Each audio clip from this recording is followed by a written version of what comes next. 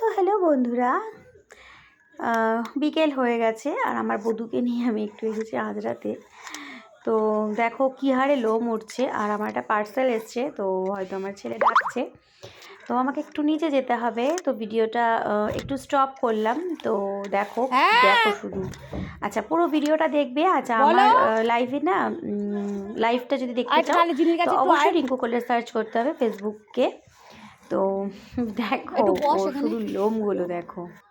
ওদিকে তো মেয়ের চুল আঁচড়ানো হয়ে গেল, এবার পালা মায়ের চুল আঁচড়ানো। তো আমি একটু চুলটা, তো যেমন কাজ সন্ধে দিলাম, তারপরে হলো এখানে চা নিয়ে চলে এলাম। আর আজকে একটুখানি নতুন কাপে চা খাবো, আমার খুব ভাল লাগে নিত্য নতুন কাপে চা খেতে। তো বন্ধুরা দেখো, 3 জনের 3 কাপ চা, ঠিক আছে। আচ্ছা আর একটা জিনিস দেখাই, এই এটাকে কি বলে তোমরা কমেন্ট করো, এটা নতুন নেওয়া হয়েছে। আচ্ছা এই গ্লাস রাখার ওটা অনেক দিন আগেই নেওয়া হয়েছিল। চলো আমার আজকে যে পার্সেলটা এসছে সেটা আমার আনবক্স করা হয়ে গেছে, সেটা আমি তোমাদের সঙ্গে শেয়ার করি না এই একটাই কারণে, সেটা হচ্ছে কখনোই আমি কোনো কিছুই শেয়ার করি না, মানে আনবক্সটা আমি কখনো ফেসবুক বা আমার নিজের ব্লগে আমি দিই না। তো যাই হোক, দাম খুব কমে আমি পেয়েছি ফ্লিপকার্ট থেকে এই দুটো জার। আচ্ছা দুটো নুনের জার আছে, সঙ্গে একটা স্প্যাচুলার আছে, আর একটা কি বলে একটা ঘষা ঘষা, তো ওটা আছে। আচ্ছা রাতের খাবার লাইভে আমি কিন্তু বলেছি আজকে স্পেশাল কিছু বানাচ্ছি। তো রাতের খাবার এদিকে চালের জল বসিয়ে দিয়েছি। আচ্ছা আর এদিকে আছে, তো তারপরে এদিকে দেখো ভাতের চাল। আচ্ছা তেলের যাটা সরিয়ে দিই, কাজ তো যদি ভেঙে টেঙে যায়। তো ফ্রাইড রাইস হচ্ছে বলেই দিই। তো এখানে কিন্তু শুরু করে দিয়েছি চিলি চিকেন।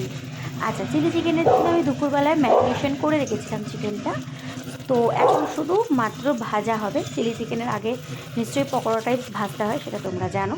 আর এখানে আছে পেঁয়াজ, আদা রসুন। আচ্ছা ভাত আমার হয়ে গেছে। আচ্ছা ওদিকে আছে ক্যাপসিকাম, কাঁচা লঙ্কা, আর হচ্ছে পেঁয়াজ, ঠিক আছে, পেঁয়াজ টুকরো করা। আর এদিকে আছে তোমার সবজিটা একটু সেদ্ধ করে নিয়েছি, তবে বেশ ভালোই লাগে সেদ্ধ করে নিতে, শীতকাল এখন বেশ সুন্দর লাগে খেতে। আচ্ছা তারপরে তোমাদেরকে দেখিয়ে দিলাম চিকেন পকোড়াটাও ভাজা হচ্ছে। আচ্ছা তারপরে দেখো কড়াইশুঁটি। আচ্ছা এদিকে সয়া সস আর চিলি সস। আচ্ছা আমার কথাগুলো না তোমাদের হয়তো একটু কম বেশি একটু শুনতে কেমনই লাগবে, তার কারণ আমি গুছিয়ে অত ভালো কথা বলতে পারি না, যেটুকুখানি পারি সেটুকুখানি চেষ্টা করি তুলে ধরার। আচ্ছা চিকেন ভাজা তো ওদিকে দেখিয়ে দিলাম তোমাদের, এখানে বসিয়ে দিয়েছি। আচ্ছা এটা আদা রসুন বাটা আছে। আচ্ছা এদিকে আছে চিকেন পকোড়া, মানে যেটা চিলি চিকেন করবো ভাজা ওটা, ঠিক আছে। একটু নাড়িয়ে তোমাদেরকে দেখাবো যে কতটা ক্রিস্পি হয়েছে, খুব সুন্দর হয়েছে। আচ্ছা এদিকে সয়া সস, চিলি সস আর টমেটো সস। আমি রান্না করতে ভীষণ ভালোবাসি, তাই আমার রান্নাটাতে বিরক্ততা লাগে। মেয়ে হয়ে জন্মেছি, রান্না তো করতেই হবে। তো যাই হোক আমার এখানে চিলি চিকেনটা একদম পারফেক্ট। তো ক্যামেরাটায় এখানে এরকম লাগছে, কিন্তু কালারটা দারুণ এসেছে, ঠিক আছে। আর আমার বরকে আমি কবে থেকে বলেছি যে আমাকে একটা দোকান করে দাও, তার কারণ আমি রান্না করতে ভীষণ ভীষণ ভালোবাসি, ঠিক আছে। লোককে কম পয়সায় খাওয়াবো কিন্তু ভালো খাওয়াবো, ঠিক আছে। আনলিমিটেড দিতে পারবো না, এখন যারা বলে না আনলিমিটেড, সরি, ভালো খাওয়াবো, ভালো মানে ভালো জিনিসটা খাওয়াতে চাই। যাই হোক কারো যদি সন্ধানের দোকান থাকে সেটাও কিন্তু আমার কমেন্ট করো।